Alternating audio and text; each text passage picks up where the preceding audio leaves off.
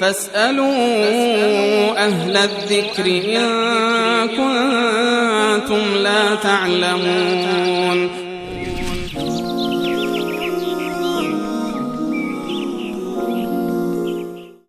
بیننده بعدی باز در مورد مهدی پرسیدن که مهدی یا امام زمان کیست؟ آیا واقعیت دارد که این بیننده ظاهرا از اهل سنت باشه، چون از جده سوال کرده. بفرمایید. ظاهرا بیننده ما از اهل تشیع هست نه از اهل سنت، چون یا حتی میشه که هر دو بوده باشد. چون امام زمان مصطلح خاصی است که اهل تشیع داره و اهل سنت و عموم یعنی نصوص قرآن و سنت از او خالی هست. و در دایره خالی و فارغ میچرخد، چون شخصی هست که نه به وجود آمده و نخواهد آمد. اما در موضوع اصلی مهدی، قسمی که در احادیث متعدد آمده که در مجموعه از آنها به درجه یعنی احادیث حسن و به درجه صحیح میرسند و در مجموعه از آنها یک یعنی شمار احادیث درجه مشهور هستند. بله. میاد که شخصی در آخر زمان، یعنی مشخصاً پیش از خروج دجال، بله، پیش از خروج دجال ظهور میکنند، وقتی که مسلمان ها در یک وضعیت افراط تفریط و گرفتگی قرار دارند، در خانه که نامشان با نام پیامبر اکرم صلی الله علیه و نام پدرشان با نام پدر پیامبر اکرم صلی الله علیه و توافق دارد. مسلمان ها در بین رکن و حجر الاسود، یعنی پیش خانه کعبه با او بیعت میکنند. افراد و کسان طرف مکه مکرمه هم به جنگ او میرد، ولی الله تبارک و تعالی همه اونها را نیست و نابود میکند، بلکه خسف زمین میشوند، در زمین فرو میروند. افراد از قبیله کلب و دیگرهای وجود دارد حتی از جزیره. بالاخره فتوحات اونها انتشار پیدا میکند که بار دیگر شام و ترکیه، یعنی ترکیه فعلی یا که استانبولی، فعلی که قسطنطنیه بود، بار دیگر دوباره زیر فتح میشه و زیر حاکمیتی این خلیفه مسلمان ها که ملقب به مهدی هست و نامش محمد و نام پدرش عبدالله از ذریه پیامبر اکرم صلی الله علیه و از نسل فاطمه الزهرا رضی الله تعالی عنها می باشد، می آید. و در عین حال در وقتی که هنوز در مسلمان ها در قسطنطنیه در حال جمع آوری غنایم می باشند، پشت سر صدا می آید که دجال ظهور کرده. برمیگردن در منطقه شام میرسن که دجال ظهور میکنه، یعنی اون وقت تا به حال ظهور کردن نمی باشد. بعد از او جریان مدتی که دجال در دنیا به خاطر فتنه و امتحانی ایمانداری اشخاص از طوایف بشر، الله تبارک و تعالی او را یعنی الله تبارک و تعالی او را پیدا میکنه و خروج میکنه. فتنه دنیا داره. بله، بزرگترین فتنه تاریخی دنیا هست که دعوای خدایی میکنه و چیزهای الله تبارک و تعالی در اختیار او هم قرار میده. تمام پیغمبران، بله، اما تمام پیامبران از نوح علیه السلام تا پیامبر اکرم صلی الله علیه و امتهای خود را ترسانیدن و برحذر داشتن. در این جریان دیگر تمام مناطق تحت تصرف و سلطه دجال و اتباعی از او میرود، جز مکه و مدینه منوره که تحت حاکمیت کی می بوده باشد؟ مهدی. و الله تبارک و تعالی دروازه‌هایی را از دجال با واسطه ملائکه و فرشتگان حفظ میکند که دوباره میآید و از اونجا پیش آمده بیرون مدینه میآید، اونجا پایین میشد ولی پیش آمده نمیتواند، چون اگر پیش آمد ملائکه او را میزنند. این هست مهدی که در این جریان پس دوباره دجال برمیگرده طرف شام و در اونجا می باشد که عیسی علیه السلام نزول میکند و اولین نمازی که هست به امامت مهدی عیسی علیه السلام هم ادا میکنه. بله. بعد از او یعنی حکومت انتقال میکنه به عیسی علیه السلام، با آنکه یعنی مهدی مسلمان ها هنوز زنده هست. یعنی در زندگی عیسی علیه السلام اولین نماز پشت سر از او ادا میکنه و بعد از او اداره حکومت مسلمان ها انتقال میکنه به عیسی علیه السلام و عیسی علیه السلام رفته دجال در منطقه شام بابلود اونجا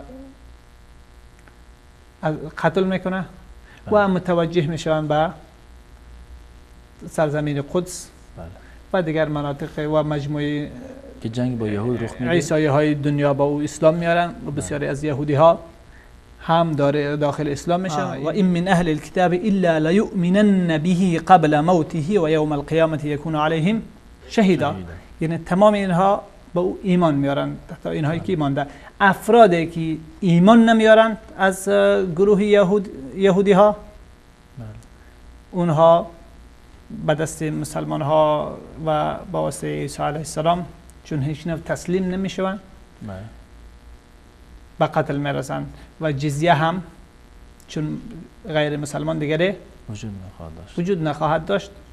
جزیه هم پیامبر اکرم صلی الله علیه و سلم فرمود که و یضع جزیه را هم کلا برطرف میکنه و ختم میشود به دست عیسی علیه السلام. این هست و این قضیه مهدی از دیدگاه اهل سنت دیگه، از دیدگاه اهل سنت و روایات حدیثی که آمده در مجموعشان امی موضوع بیان میکنه که پایان عیسی یعنی حکومت مهدی شامل 7 سال می باشد که یکی از سالهای او تقریبا 1 سال و چندی از او در حضور داشت مرحله خروجی دجال هست تا به کشته شدن او.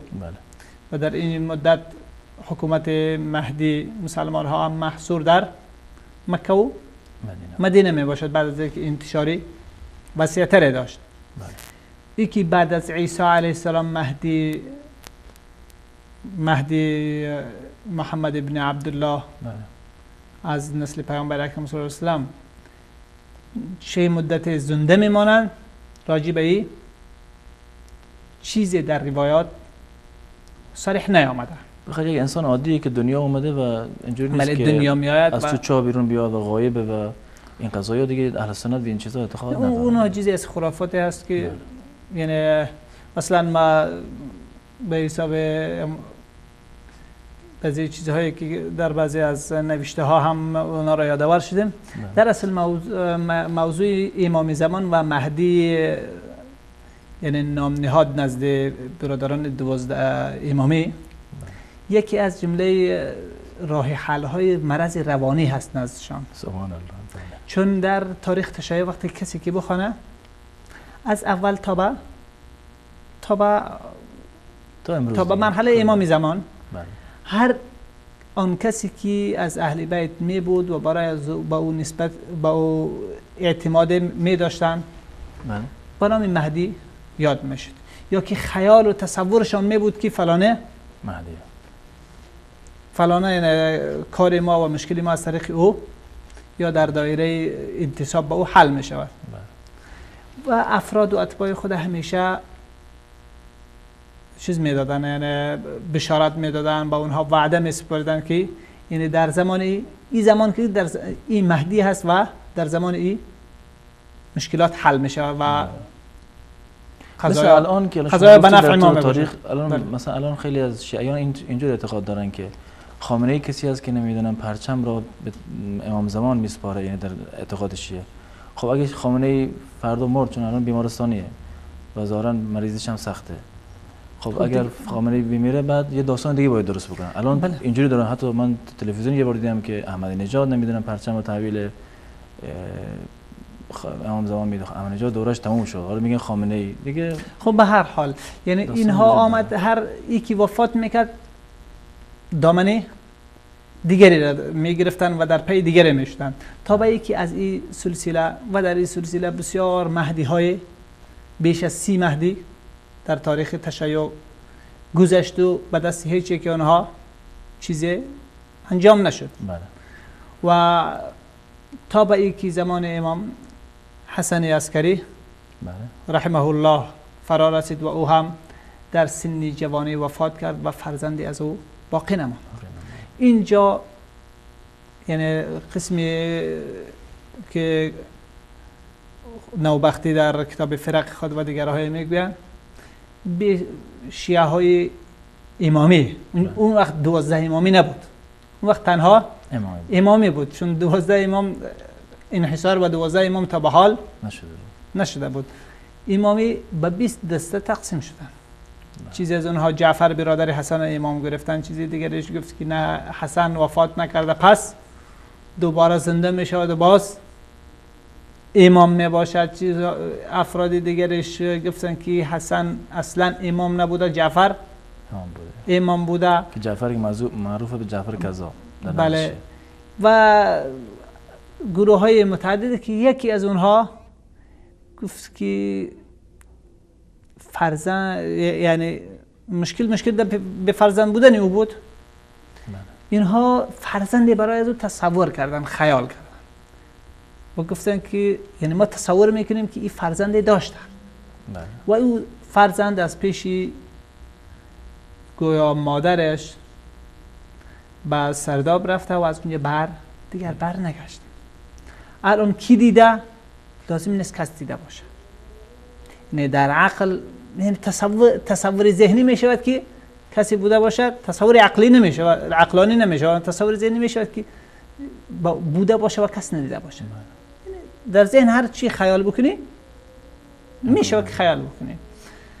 خب بعد از این مسئله 7 سال قضیه از اون معطل ماند و بعد از اون ترکه از او بعد از 7 سال بکی میان فرزندایش، میان برادرایش و مادرش توزیع شد.